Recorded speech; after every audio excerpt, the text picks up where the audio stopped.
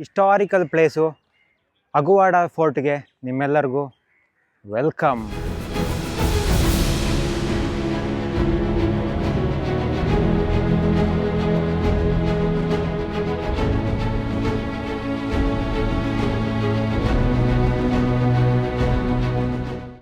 ಹೌದು, ಇನಿಷಿಯಲಿ ಇಲ್ಲಿ ಬಿಜಾಪುರದ ರಾಜ ಆಗಿದ್ದಂಥ ಆದಿಲ್ ಶಾ ಅಧಿಕಾರ ನಡೆಸ್ತಾ ಇರ್ತಾನೆ. ಪೋರ್ಚುಗೀಸರು ಭಾರತಕ್ಕೆ ಬರ್ತಾರೆ. ಭಾರತದಲ್ಲಿ ಅವರ ಅಧಿಪತ್ಯವನ್ನು ಸಾಧಿಸ್ಬೇಕಂತ ಹೇಳ್ಬಿಟ್ಟು ಪೋರ್ಚುಗೀಸರ ರಾಜ ಆಗಿದ್ದಂತಹ ಆಲ್ಫೋನ್ಸೋ ಡಿ ಅಲ್ಬುಕರ್ಕ್ ಅವನು ಬಿಜಾಪುರದ ರಾಜ ಆಗಿದ್ದಂತಹ ಆದಿಲ್ ಶಾನ ಸೋಲಿಸ್ಬಿಟ್ಟು ಈ ಒಂದು ಗೋವನ ವಶಪಡಿಸ್ಕೊಳ್ತಾರೆ. ವಶಪಡಿಸ್ಕೊಂಡ ಮೇಲೆ ಅಲ್ಲಿ ಸ್ಟಾರ್ಟ್ ಆಗುತ್ತೆ ಒಂದು ದೊಡ್ಡ ಪ್ರಾಬ್ಲಮ್ಸ್ಗಳು. ಈ ಒಂದು ಪೋರ್ಚುಗೀಸರು ಈ ಒಂದು ಫೋರ್ಟ್ನ ವಶಪಡಿಸ್ಕೊಂಡ್ಮೇಲೆ ಇವರಿಗೆ ಅಷ್ಟೊಂದು ಈಸಿ ಆಗಿರಲಿಲ್ಲ ಅದರ ನಂತರದ ಕೆಲಸ ಕಾರ್ಯಗಳು. ಯಾಕಂತೇಳಿದ್ರೆ ಯುರೋಪಿನ ಪಕ್ಕದಲ್ಲೇ ಇದ್ದಂಥ ದೇಶಗಳಾದಂಥ ಫ್ರೆಂಚ್, ಡಚ್ಚರು ಮತ್ತು ಬ್ರಿಟಿಷರು ಇವ್ರ ಮೇಲೆ ಆಕ್ರಮಣ ಮಾಡೋಕ್ಕೆ ಸ್ಟಾರ್ಟ್ ಮಾಡ್ತಾರೆ. ಅದ್ರ ಜೊತೆಗೆ ಇಲ್ಲಿನ ಪಕ್ಕದ ರಾಜ್ಯದ ರಾಜರಾಗಿದ್ದಂತಹ ಮರಾಠ ಸಾಮ್ರಾಜ್ಯದವರು ಕೂಡ ಇವ್ರ ಮೇಲೆ ಅಟ್ಯಾಕ್ ಮಾಡೋಕ್ಕೆ ಸ್ಟಾರ್ಟ್ ಮಾಡ್ತಾರೆ. ಅದಾದಮೇಲೆ ಇವರ ಫೋರ್ಟ್ನ ಸೇವ್ ಮಾಡ್ಕೊಳ್ಳೋಕ್ಕೋಸ್ಕರ, ಅಂದರೆ ಕೋಸ್ಟಲ್ ಏರಿಯಾನ ಡಿಫೆನ್ಸ್ನ ಸೇವ್ ಮಾಡ್ಕೊಳ್ಳೋಕ್ಕೋಸ್ಕರ ಈ ಒಂದು ಫೋರ್ಟ್ನ ಡೆವಲಪ್ಮೆಂಟ್ ಮಾಡ್ತಾರೆ. ಈ ಒಂದು ಕೋಟೆನ ಇವರು 2 ಹಂತದಲ್ಲಿ ಡೆವಲಪ್ಮೆಂಟ್ ಮಾಡ್ತಾರೆ. ಒಂದು ಮೇಲಿನ ಕೋಟೆ, ನಾವು ನೋಡ್ತಾ ಇರುವಂಥ ಈ ಕೋಟೆ, ಅದ್ರ ಜೊತೆಗೆ ಕೆಳಗಿರುವಂತಹ ಈ ಒಂದು ಕೆಳಗಿನ ಕೋಟೆ, 2 ಲೆವೆಲ್ಸಲ್ಲಿ ಇದನ್ನು ಡೆವಲಪ್ಮೆಂಟ್ ಮಾಡ್ತಾರೆ. ಈ ಕೋಟೆ ಒಟ್ಟಾರೆ 260 ಅಡಿ ಹೈಟಲ್ಲಿದೆ, ಅಂದರೆ ಸಮುದ್ರ ಮಟ್ಟಕ್ಕಿಂತ 260 ಅಡಿ ಎತ್ತರದಲ್ಲಿದೆ. ಸೊ ಇದರಿಂದ ಏನಾಗ್ತಿತ್ತು ಅಂತ ಹೇಳಿದ್ರೆ, ನಮ್ಮ ಮುಂದೆ ಏನು ಕಾಣ್ತಾ ಇದೆ ಇದು ಬಂದ್ಬಿಟ್ಟು ಲೈಟ್ ಹೌಸು, ಅಂದರೆ ವಾಚ್ ಟವರ್ ಅಂತಲೂ ಹೇಳ್ಬೋದು. ಸೊ ಇದ್ರ ಸುತ್ತಮುತ್ತ ಬೀಚ್ ಇರೋದ್ರಿಂದ ಇದ್ರ ಪಕ್ಕ ಯಾವುದೇ ಇನ್ವೇಡರ್ಸ್ಗಳು ಬಂದರೆ ಅವ್ರಿಗೆ ಗೊತ್ತಾಗ್ತಿತ್ತು. ಸೊ ಆವಾಗ ಅಲರ್ಟ್ ಆಗಿಬಿಡ್ತಿದ್ರು. ಈ ಒಂದು ಗೋವಾದಲ್ಲಿ ಸುತ್ತ ಇರೋದು ಅರೇಬಿಯನ್ ಸಮುದ್ರ, ಆದರೆ ಇಲ್ಲಿ ಒಂದು ರಿವರ್ ಇತ್ತು, ಮಾಂಡವಿ ರಿವರ್ಸ್ ಅಂತೇಳಿ. ಆ ಒಂದು ವಾಟರ್ನ ಸ್ಟೋರ್ ಮಾಡೋಕ್ಕಂತ ಹೇಳ್ಬಿಟ್ಟು ಈ ಒಂದು ರಾಜರು ಇಲ್ಲೊಂದು ವ್ಯವಸ್ಥೆ ಮಾಡಿದ್ದಾರೆ. ಸೊ ಇದು water storage tank, oldest and biggest water tank ನಮ್ಮ ಭಾರತ ದೇಶದಲ್ಲಿ. ಇವರು ಇದನ್ನ ಡೆವಲಪ್ಮೆಂಟ್ ಮಾಡ್ತಾರೆ, ಅಂದರೆ ಸ್ವೀಟ್ ವಾಟರ್ನ ಸ್ಟೋರೇಜ್ ಮಾಡೋಂಥ ವ್ಯವಸ್ಥೆ. ಇಲ್ಲಿದ್ದಂಥವ್ರಿಗೆ ಕುಡಿಯೋಕ್ಕೆ ನೀರಿನ ವ್ಯವಸ್ಥೆಗೋಸ್ಕರ ಅವಾಗ ಅವರು ಮಾಡಿದರು. ಇಲ್ಲಿ ಬರ್ತಿದ್ದಂಥ ಮಾಂಡವಿ ರಿವರ್ಸ್ನ ಆ ಒಂದು ವಾಟರ್ನ, ಅಂದರೆ ಫ್ಲೋ ಆಗ್ತಿದ್ದಂಥ ವಾಟರ್ನ ಅವರು ಇಲ್ಲಿ ಶೇಖರಣೆ ಮಾಡಿ ಇಟ್ಕೊಂಡಿದ್ರು. ಸೊ ಇದರಿಂದಾಗಿ ಇವರಿಗೆ ನೀರಿನ ಪ್ರಾಬ್ಲಮ್ ಆಗ್ತಿರಲಿಲ್ಲ. ಸೊ ಯಾವುದೇ ಇನ್ವೇಟರ್ಸ್ಗಳು ಬಂದರೂ ಕೂಡ ಇವರಿಗೆ ನೀರನ್ನ ಹೋಗಿ ಔಟ್ ಸೈಡಿಂದ ತಗೊಬರ್ಬೇಕಂತ ಹೇಳುವಂಥ ಕಷ್ಟ ಇರಲಿಲ್ಲ. ಇದರೊಳಗಡೆ ಹೋದರೆ ನಾವು ಅವರು ಮೊದಲು ಇದನ್ನ ಗೋವಾದ ಸೆಂಟ್ರಲ್ ಜೈಲಾಗಿ ಯುಟಿಲೈಸ್ ಮಾಡ್ತಾಯಿದ್ರು. ಅದನ್ನ ನೋಡ್ಕೊಂಬರ್ಬೋದು. ಆ್ಯಂಡ್ ದೆನ್ ನೋಡಿ ಅಲ್ಲೂ ಕೂಡ ಇದೆ, ಅವೆಲ್ಲವೂ ಕೂಡ ಸೆಂಟ್ರಲ್ ಜೈಲ್ಸ್ಗಳು ಒಳಗಡೆ ಎಂಟ್ರೆನ್ಸ್ ಇರೋದು. ಆ್ಯಂಡ್ ಇಲ್ಲೂ ಕೂಡ ಇದೆ. ಇವೆಲ್ಲ ಅತ್ಯಂತ ದೊಡ್ಡ ಸೆಂಟ್ರಲ್ ಜೈಲ್ ಇಲ್ಲಿದ್ದಂಥದ್ದು. ಇನ್ನೊಂದು ಥರನೂ ಹೇಳ್ತಿದ್ರು ಅವರು, ಕಾಲಾಪಾನಿ ಅಂತ ಹೇಳ್ತಿದ್ರು. ಬಟ್ ಅಂಡಮಾನಲ್ಲಿರೋ ಥರ ಕಾಲಾಪಾನಿ ಅಲ್ಲ ಇದು, ಇವರು ಯೂಸ್ ಮಾಡ್ಕೊಳ್ತಿದ್ರು ಕಾಲಾಪಾನಿ ಥರ.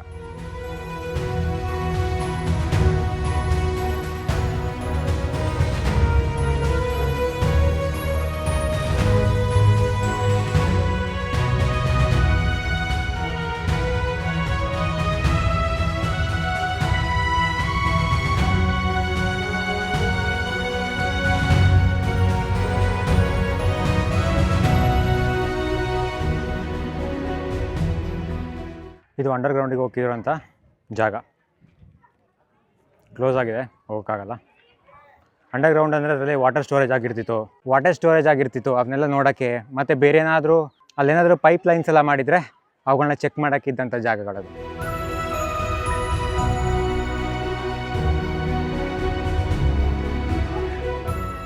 ಅಲ್ಲಿ ಮೇಲ್ಗಡೆ ಸ್ಟೆಪ್ಸ್ ಕಾಣ್ತಾ ಇದೆ, ಬಟ್ ಅದರಡೆ ಹೋಗೋಕ್ಕಾಗಲ್ಲ. ಇದು ವಾಚ್ ಟವರ್ನ ಇನ್ನೊಂದು ಆ್ಯಂಗಲ್ಲು. ಮೇಲ್ಗಡೆ ಹೋಗಿ ಯಾರು ಬರ್ತಾ ಇದ್ದಾರೆ ಅಂತ ಹೇಳುವಂಥ ವ್ಯವಸ್ಥೆ ಇದು. ಅದು ಮೇಲ್ಗಡೆ ಹೋಗ್ಬಿಟ್ಟು ನೋಡ್ತಿದ್ರು ಯಾರು ಬರ್ತಾ ಇದ್ದಾರಾ ಸಮುದ್ರದಲ್ಲಿ. ಯಾಕಂದರೆ ಸುತ್ತ ನೋಡಿ ಇರೋದು, ಸಮುದ್ರ ಇರೋದ್ರಿಂದ ಎಲ್ಲನೂ ವಾಚ್ ಮಾಡೋಕ್ಕೆ ಈಸಿ ಆಗ್ತಿತ್ತು. ಇವಾಗ ಅಗುವಾಡ ಫೋರ್ಟ್ ಅಂತ ಹೇಳೋದು ಫಸ್ಟ್ ಸ್ಟೇಜ್ ಫೋರ್ಟು. ಅದನ್ನ ನೋಡ್ಕೊಂಡು ಬಂದಮೇಲೆ ಇವಾಗ ಸೆಕೆಂಡ್ ಅದರದ್ದೇ ಎಕ್ಸ್ಟೆನ್ಷನ್ ಫೋರ್ಟು, ಇದನ್ನ ಸಿಂಕ್ವೇರಿಯಂ ಫೋರ್ಟ್ ಅಂತ ಕರೀತಾರೆ. ಇದು ಗ್ರೌಂಡ್ ಲೆವೆಲ್, ಅಂದರೆ ಸೆಕೆಂಡ್ ಲೆವೆಲ್ ಫೋರ್ಟು. ಇದು ಡಿಫೆನ್ಸ್ದು. ಅಂದರೆ ಈಗ ಫಸ್ಟ್ ಅಗ್ವಾಡ ಫೋರ್ಟ್ ಏನಿದೆ ಅದು ವಾಚ್ ಟವರ್, ಅಂದರೆ ಮೇಲ್ಗಡೆ ಜಸ್ಟ್ ಎನಿಮೀಸ್ಗಳು ಯಾರ್ಯಾರು ಬರ್ತಾ ಇದ್ದಾರೆ ಅಂತ ನೋಡೋಕ್ಕಿದ್ದಂಥ ಫೋರ್ಟು ಮೇಲ್ಗಡೆದು. ಆದರೆ ಕೆಳಗಡೆದು ಡಿಫೆನ್ಸ್ ಮೇಯ್ನು. ಅಲ್ಲಿಂದ ಇನ್ಫಾರ್ಮೇಷನ್ ಕೆಳಗಡೆ ಬರ್ತಿತ್ತು, ಇವರು ಅಟ್ಯಾಕ್ ಮಾಡೋಕ್ಕೆ ರೆಡಿ ಆಗಿರ್ತಿದ್ರು, ಅಟ್ಯಾಕ್ ಮಾಡ್ತಿದ್ರು ಯಾರೇ ಎನಿಮೀಸ್ಗಳು ಬಂದರೂ ಕೂಡ. ಸೊ ಈ ಒಂದು ಬ್ಯಾಕ್ ಸೈಡಲ್ಲಿ ಕಾಣ್ತಿರೋ ಫೋರ್ಟ್ ಇದೆಯಲ್ಲ, ಇದನ್ನ ಸರ್ಕ್ಯುಲರ್ ಶೇಪಲ್ಲಿ ಮಾಡಿಟ್ಟಿದ್ದಾರೆ. ಸೊ ಇಲ್ಲೆಲ್ಲ ಡಿಫೆನ್ಸ್ಗಳು ಅಟ್ಯಾಕ್ ಆಗಿ ಕೂತ್ಕೊಂಡಿರ್ತಿದ್ರು. ಆ ಫೋರ್ಟ್ ಇದು ಫುಲ್ ಇವಾಗ ಕಂಪ್ಲೀಟ್ ಆಗಿಲ್ಲ, ಎಲ್ಲ ಒಡೆದೋಗಿದೆ. ಇಲ್ಲೆಲ್ಲ ಏನಿತ್ತು ಈ ಲೆವೆಲಲ್ಲಿ ಇವೆಲ್ಲ ಒಡೆದೋಗಿದೆ. ಫಸ್ಟ್ ಕೆಳಗಡೆ ಲೆವೆಲ್ ಮಾತ್ರ ನೋಡಿ, ಇವೆಲ್ಲ ಡಿಫೆನ್ಸ್ಗಳು ಕುತ್ಕೊಳ್ತಿದ್ದ ಜಾಗ.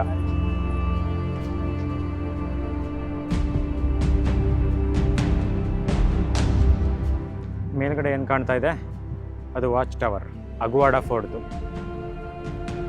ಕೆಳಗಡೆ ನಾವು ನೋಡ್ತಾ ಇರೋದು ಸಿಂಕ್ವೇರಿಯಂ ಫೋರ್ಟ್.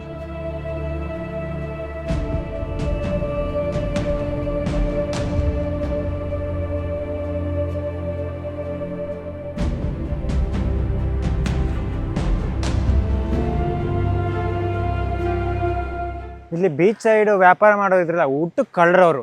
MRP ರೇಟ್ ಬಾಟ್ಲಿಗೆ ಇರೋದು 15 ರೂಪಾಯಿ, ಇವರು 30 ರೂಪಾಯಿ ಮಾರ್ತಾಯಿದ್ದಾರೆ. ಅದಕ್ಕೆ ಈ ಥರ ಬೀಚ್ಗಳಲ್ಲೆಲ್ಲ ಜಾಸ್ತಿ. ಅದೇ ನಾನು ಹೇಳ್ತಾ ಇದ್ದು ನಿನ್ನೆ ನಿಮ್ಗೆ ಹೇಳಿದ್ದು, ಬೀಚ್ಗಳಲ್ಲಿ ಏನೂ ವ್ಯವಹಾರ ಮಾಡೋಕ್ಕೆ ಹೋಗ್ಬೇಡಿ ಅಂತ.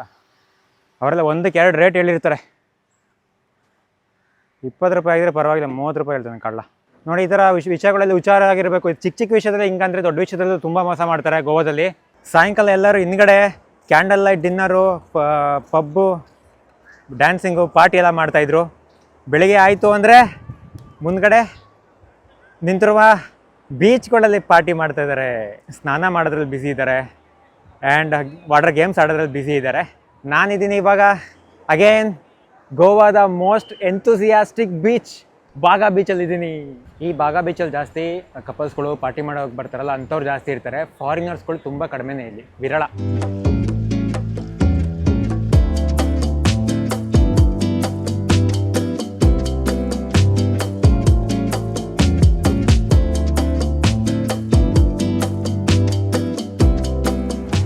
ನೀವೇನಾದ್ರು ಗೋವಾಗೆ ಬರಬೇಕಂತ ಪ್ಲ್ಯಾನ್ ಮಾಡ್ಕೊಂಡಿದ್ರೆ, ಇಲ್ಲ ಗೋವಾದಲ್ಲಿ ಬಂದು ಎಂಜಾಯ್ ಮಾಡಬೇಕಂತ ಪ್ಲ್ಯಾನ್ ಮಾಡ್ಕೊಂಡಿದ್ರೆ ಬನ್ನಿ. ಆದರೆ ದುಡ್ಡನ್ನ ಮಾತ್ರ ನಿಮಗೋಸ್ಕರ ಅಷ್ಟೇ ಎಕ್ಸ್ಪೆನ್ಸ್ ಮಾಡಿ, ಬೇರೆ ಯಾವುದಕ್ಕೂ ಮಾಡೋಕ್ಕೆ ಹೋಗ್ಬೇಡಿ. ಇಲ್ಲಿ ಕೆಸಿನೋ ಎಲ್ಲ ಇದೆ, ಕೆಸಿನೋಕ್ಕೆಲ್ಲ ದುಡ್ಡು ಹಾಕ್ಲೇಬೇಡಿ. ಅವೆಲ್ಲ ಗ್ಯಾಮ್ಲಿಂಗು. ಫಸ್ಟ್ ಒಂದಿರೋ ಸ್ಟೆಪ್ಪಲ್ಲಿ ನಿಮಗೆ ದುಡ್ಡು ಬರ್ಬೋದು, ಮತ್ತೆ ದುಡ್ಡೆಲ್ಲ ಹೋಗ್ಬಿಡುತ್ತೆ. ಒಂದು ಸಲ ಬಂದ ಮೇಲೆ ಹೋಗುತ್ತೆ ದುಡ್ಡು, ತುಂಬ ದೊಡ್ಡದಾಗಿ ಹೋಗುತ್ತೆ. ಮತ್ತು ಅದನ್ನ ಗೇನ್ ಮಾಡೋದು ತುಂಬ ಕಷ್ಟ. ಆ್ಯಂಡ್ ದೆನ್ ತುಂಬ ಜನ ಇಲ್ಲಿ ಡಿಸ್ಕೋ ಪಾರ್ಟಿಗೆಲ್ಲ ಕರೀತಾ ಇರ್ತಾರೆ ಸೈಡಲ್ಲಿ. ಅವ್ರು ನೋಡೋಕ್ಕೆಲ್ಲ ಚಪ್ಪರ್ಗಳ ಥರ ಇರ್ತಾರೆ ನೋಡೋಕ್ಕೆ. ಅವ್ರು ಬಂದ್ಬಿಟ್ಟು ದುಡ್ಡು ಇಷ್ಟು ಕೊಡಿ, ನಾನು ಬಂದು ಕರ್ಕೊಂಡು ಹೋಗ್ತೀನಿ ಅಂತಲೇ ಹೇಳ್ತಿರ್ತಾರೆ. ಅವ್ರನ್ನ ನಂಬಕ್ಕೆ ಹೋಗ್ಬೇಡಿ, ಅವ್ರು ಎಲ್ಲಿಗೂ ಕರ್ಕೊಂಡೋಗಲ್ಲ. ಅವ್ರು ಕರ್ಕೊಂಡೋಗಿದಾಗಲಿ ಏನೂ ಇರೋದಿಲ್ಲ, ನೀವು ಒಬ್ಬರೇ ಡ್ಯಾನ್ಸ್ ಮಾಡಬೇಕಾಗುತ್ತೆ. ಸೊ ಕೇರ್ಫುಲ್ ಇಂಥ ವಿಚಾರಗಳಲ್ಲಿ. ಈ ಬಾಗಾ ಬೀಚು ತುಂಬ ವಿಶೇಷವಾಗಿದೆ. ತುಂಬ ದೊಡ್ಡ ಬೀಚು. ವೈಟ್ ಸ್ಯಾಂಡು ಎಕ್ಸ್ಟೆಂಡೆಡು, ಇನ್ ಮಿಡಲಲ್ಲಿ ಸಮ್ ಟೈಮು ಬ್ಲ್ಯಾಕ್ ಸ್ಯಾಂಡು ಸಿಗುತ್ತೆ. ಆ್ಯಂಡ್ ಇಲ್ಲಿ ಫಾರಿನರ್ಸ್ಗಳು ಕಡಿಮೆ ಇರ್ತಾರೆ, ಅಷ್ಟೊಂದು ಇರೋಲ್ಲ ಬೇರೆ ಒಂದು ಬೀಚ್ಗೆ ಕಂಪೇರ್ ಮಾಡಿದ್ರೆ ನನಗನ್ನಿಸ್ತಾ ಇರೋದು. ನೀವು ಯಾವುದೇ ಬೀಚ್ಗೆ ಹೋದ್ರೂ ಅಷ್ಟೇ ಇದೇ ಥರ, ಇದೇ ಗೇಮ್ಸು, ಇದು ಬೇರೆ ಏನು ಡಿಫ್ರೆಂಟ್ ಏನು ಇರೋದಿಲ್ಲ. ನೀವೇನಾದರೂ ಗೋವಾಕ್ಕೆ ಬಂದರೆ ಒಂದು ಬಾಗಾ ಬೀಚಿಗೆ ಬನ್ನಿ. ಬಾಗಾ ಬೀಚಲ್ಲಿ ಎಂಜಾಯ್ ಮಾಡಿ. ಸ್ಪೋರ್ಟ್ಸ್ ಗೇಮ್ಗಳು ಇರುತ್ತೆ, ಅದನ್ನೂ ಎಂಜಾಯ್ ಮಾಡಿ. ಆದರೆ ಸೆಲೆಕ್ಷನ್ ಮಾಡಬೇಕಾದ್ರೆ ತುಂಬ ಇಂಪಾರ್ಟೆಂಟು, ತುಂಬ ಕೇರ್ಫುಲ್ಲಾಗಿ ಮಾಡಿ. ಇಲ್ಲಿ ಕೆಳಗಡೆ ಇಲ್ಲೆಲ್ಲ ಕೌಂಟರ್ ಹಾಕೊಂಡಿರ್ತಾರೆ ಒಂದೊಂದು, ಆ ಕೌಂಟರ್ಗೆ ಹೋಗ್ಬಿಟ್ಟು ವಿಚಾರಿಸ್ಬಿಟ್ಟು ಮಾಡಿ.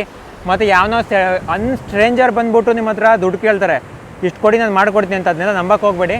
ಅವರೆಲ್ಲ ಮಾಡಿಸಲ್ಲ. ಸ್ವಲ್ಪ ದೂರ ಕರ್ಕೊಂಡೋಗ್ಬಿಟ್ಟು ನಿಮಗೆ ಕೈಗೆ ಚಿಪ್ ಕೊಟ್ಬಿಟ್ಟು ಹೋಗ್ಬಿಡ್ತಾರೆ. ತುಂಬ ಆ ಥರ ಆಗ್ತಾ ಇರುತ್ತೆ. ಎಷ್ಟೋ ಜನ ಬರ್ತಾರೆ ಆಯಿತಾ. ಇಲ್ಲಿ ನಿಮಗೆ ವೀಕ್ ಡೇಸು, ನಾನ್ ವೀಕ್ ಡೇಸ್ ಅಂತ ಇಲ್ಲವೇ ಇಲ್ಲ, ಎಲ್ಲ ದಿವಸ ಹಿಂಗೆ ಇರುತ್ತೆ, ಫುಲ್ ಕ್ರೌಡೆಡ್. ಸೊ ಇದಿಷ್ಟು ಇಂಪಾರ್ಟೆಂಟ್ ಮನಸ್ಸಲ್ಲಿ ಇಟ್ಕೊಳ್ಳಿ.